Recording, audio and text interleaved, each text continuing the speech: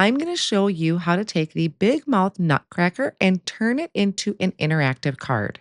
How this works is that when you pull the beard down, the mouth comes open to reveal the sentiment. But of course, you could use this completely on its own without the interactive portion. So, first, I'm going to show you each of the pieces, what I die cut it out of, and what it creates. So the first thing that I'm going to need is a card base that I have out of white cardstock cut to 4 1/4 by 5 1/2. Then I have a card front. This is going to be the base piece behind my face, and that was cut out of Bellini. And now we have this rectangle die that is going to fit over the top. And this is going to be for our interactive portion. So you will need at least 2 to 3 of those. I die cut them out of white cardstock. This is going to piece that we actually pull down to reveal the sentiment in the inside of the mouth. So that will be out of the same color as your base, which is the Bellini. Then we have some of our decorative elements.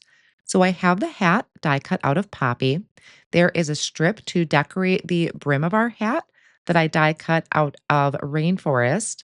We have our shirt that is going to be die cut out of fern cardstock. And of course, you can interchange these colors to whatever you prefer.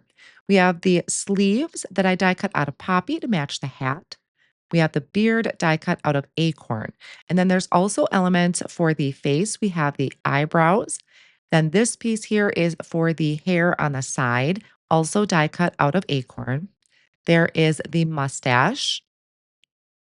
Then we have the decorative elements for the hat and the sleeves.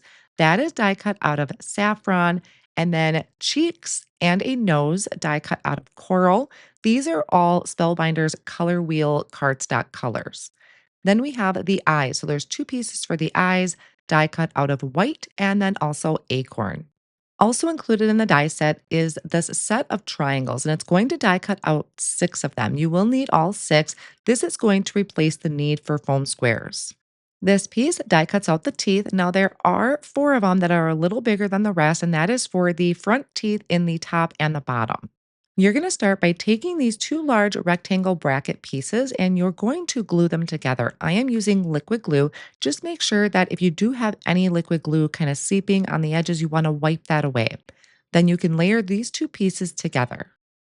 Next, you're going to take this bracket, add some adhesive to the back of this, and place this on top of that white panel that I showed earlier. The white panel is so that we can stamp our sentiment on it later and you'll be able to see it. Then we can take our Bellini cardstock that is trimmed down to 4 1/4 by 5 1/2, and this is going to be our face for our nutcracker. You're going to take this die that looks like an upside down U. We're going to center it on our card front, hold that down with the best ever craft tape, and run that through the die cut machine. So you do want to make sure that those bottom lines line up with the bottom of your panel so it cuts out the opening. And then it's going to fit over the top of our bracket. So that's going to be where our sentiment goes. Then take your 6 triangles. You're going to glue all of these together. Again, I'm just using some liquid glue for this. And you're going to stack these. So again, this is going to replace the need for any foam tape. Then you can take this piece and you can place it on the back of the beard. So again, this beard was cut from Acorn cardstock. Add some liquid glue to the back of our triangle and place this up towards the top of the beard.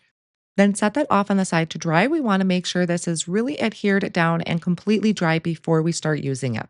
To assemble the teeth, I took that front panel that has that rectangle cut out of it, and I started by placing the teeth along the top line. So this is going to be right at the top of that rectangle that we die cut out. I like to place it all on there and then come in and adhere it down with the liquid glue. That way I can get my placement as even as I can. Next, take your interactive piece and that's going to fit right inside of the brackets. Right now, I have none of that glued down. I am just looking for that as a guide to start attaching the bottom layer of the teeth. I am using the top row of the teeth as a guide to make sure that my teeth are evenly lined up and properly spaced. After a while, I can remove that top layer to finish adhering the bottom layer of the teeth. Now, with that piece still inside of the bracket, so it's going to fit right inside that bottom bracket there, leave that there, add liquid glue on the top of the bracket, and add our top panel for our top teeth. You really want to make sure that the piece that has the bottom row of teeth is placed in there before you adhere your top panel. Then add liquid glue to the triangle and add that right under the bottom row of teeth. Again, we want to make sure that this is nice and dry before we start using it as an interactive piece. So while that's drying, we can start decorating the front of our panel. I added the strip or the brim to my hat, and then I can start bringing in the topper for the sleeves. We have the decorative edges for our sleeves. One side has the rounded edge, the other side has the flat edge, so you can see how they easily line up. Then we have our straps that can go across the front of the outfit. And then we can bring this over and start putting our card front together or our face together. You're going to want to start at the top of the card panel with the hat. That's going to be a great guide for you when lining up the rest of your pieces. Then we have the hair that's going to go on the or show on the side. I'm lining that up with the bottom of the brim of the hat for each side. Now I'm going to bring in the nose and the mustache, but for right now, that is just a guide. So I'm trying to keep that evenly lined up with my teeth, but I'm using that as a guide to place my rosy cheeks. Once I have the cheeks glued down, then I can come in and adhere the mustache and the nose. We have the eyes, so I'm adding the irises to that before I bring them onto my card project. And then these are going to go right above the cheeks. Again, using my liquid glue, but you can use any adhesive that you happen to have on hand. Then I'm going to bring in the eyebrows to go right above. I added the decorative element to the top for the hat. And then for the front for his outfit, you only want to add adhesive to the arms and the shoulders. You don't want to add it to the center. Otherwise, you're going to glue that down and end up not being able to use this as an interactive card. So once you have given your interactive portion or that triangle under the beard enough time to dry, you can pull the beard down gently. That's going to slide open to reveal the open mouth. And this is where we are going to stamp our sentiment. The set I'm using today is called A Little Nuts, and these have some really fun sentiments to go on the inside. I picked one out, lined it up in the open area of the mouth. Now, I am going to stamp this down with my Misty, but you could, of course, use an acrylic block for this. If you use your Misty, just be sure that you wipe away any excess ink on the door of your Misty so it doesn't transfer onto your card project. And then that is going to create our interactive card. So as we open and close the mouth, you'll be able to reveal that really fun sentiment. And when you pull the beard, it just slides open.